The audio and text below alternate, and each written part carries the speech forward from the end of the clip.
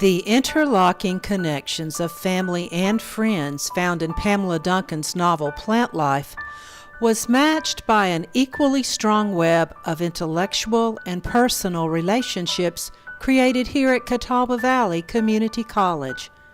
Over 700 students and their instructors read and studied the same novel, Plant Life, as a part of our Coordinated Studies learning community.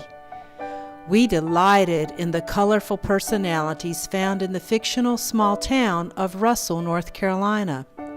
Maulbert, Dill, Pansy and Dan, Laurel, Maxanne and Grady, Priscilla and Rex, Idaline, Lottie Mae, Joe Clark. The list could go on. We came to understand the complex life forces that shaped each of these individuals. Basically good people all, these characters also had human weaknesses we could relate to as well.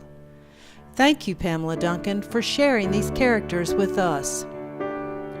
The following sampling of creative student projects underscores our commitment to your novel.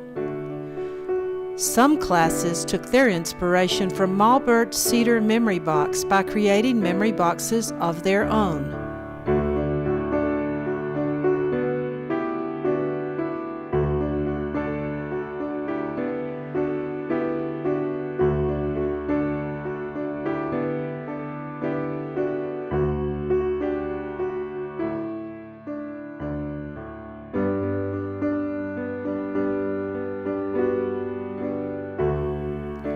Other classes envisioned the personal web pages that various characters might create if they would have had computer access.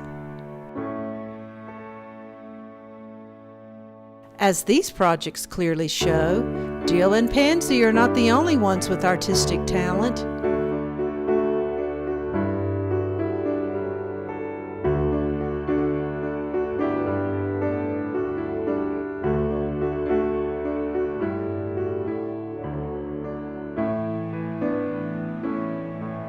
Designing scrapbook pages related to the novel occupied other classes.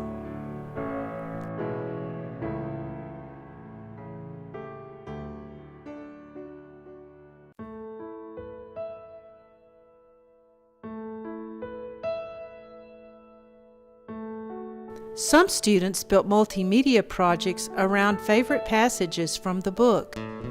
"Sweetie, take this," Shirley said, holding out a cigarette. "You look like you could use another one." She lit them both again, then leaned her elbows on the counter, chin on her hand. "Don't tell me," she said. "There's a man in it somewhere." A sound came out of Laurel's throat that could have been a laugh, but sounded more like a cough. It'd been so long since she really laughed, she couldn't even remember what it was supposed to sound like. "Bingo," she said. There's a reason folks cries at weddings. I tried to tell Laurel the day she got married, tried to stop her. All them years I thought she was listening when I said, "Don't never get married, honey. Stay single and love them all if you got to, but don't never get married." She laughed and said, "But, Marbert, you got married. Why didn't you take your own advice?" Pansy smiled, and it felt strange, as if her cheek muscles had got rusty and stiff. When me and Dan started talking about getting married, Mama said I better set him straight on who owned the milk before he bought the cow. "Hun," Adeline said, "if you girls had any lick of sense, you'd have done like me and stayed single." Joe here got a call from the manager of Walmart this morning. Said there's been a U-Haul parked out there for a week now. The U-Haul people gave him your name and this address. "Can I try one of those jobs?" He pulled his head back on his neck, looking as if he might be worried about her mental health. "Like I said, I don't think you'd like it." "Why not?" "It's hard work, it's dirty, it's noisy, you're on your feet all day. You're used to sitting at a desk, ain't you?"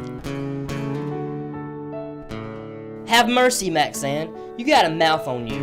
Why don't you put that sandwich in it and put it to good use?" Poor Dan. He was the one suffering. Pansy saw it, but could only watch. It was like he was standing on the other side of a dirty window, and she couldn't see him or hear him good.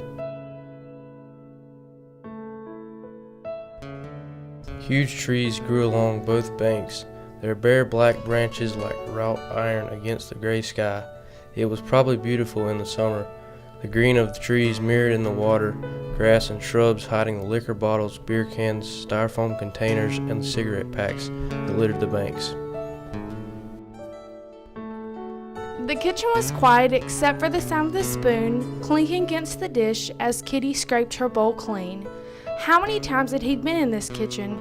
No telling.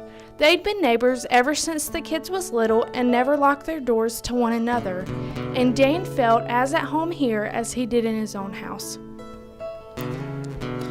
Them soap opera promises. I promise I'll always love you. I promise you're the only one for me. People ought not promise things like that. It wasn't that the plant really looked like a prison, not the one where her daddy worked anyway, but it reminded her of the prison. The chain-link fence, the guard at the gatehouse, the bricked-up windows, and the isolation of the place combined with the gray winter day only added to the effect. Pamela Duncan, as you can see, your novel has had a tremendous impact on our campus. We offer you the warmest CVCC welcome.